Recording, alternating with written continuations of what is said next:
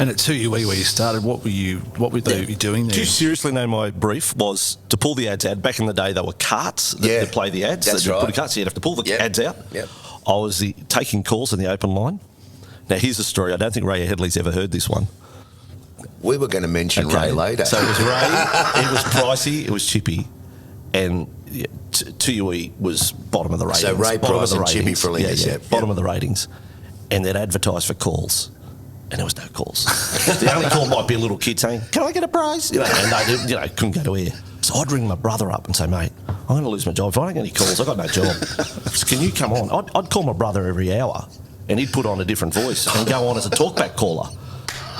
Just so it made my job relevant, and it made the boys at the other end, like Ray and Chippy and them, think they're getting calls. But it was the same bloke, just my brother could throw his voice.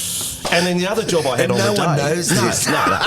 So the other job I had, Chris Kearns was the panel operator back in the day, the late Chris Kearns, and he was a mad punter.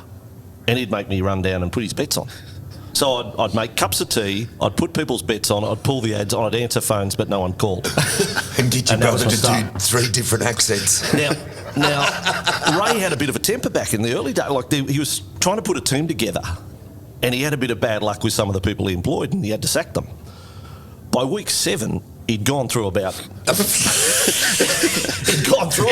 blokes that had got a start and been punted. You're right in the firing line. And suddenly I'm going to the games and I'm on air doing news reports. You've done a Bradbury. Like 7 weeks. That's right. Andrew Moore started at the same time. He works on the ABC. Yeah. He came into the studio to start reading the sport, and I was taken off the phones out to the grounds to basically plug the gear in and do the news reports on the hour. So, hey, this is pretty cool. Going on the football, you get free food and into the ground for nothing.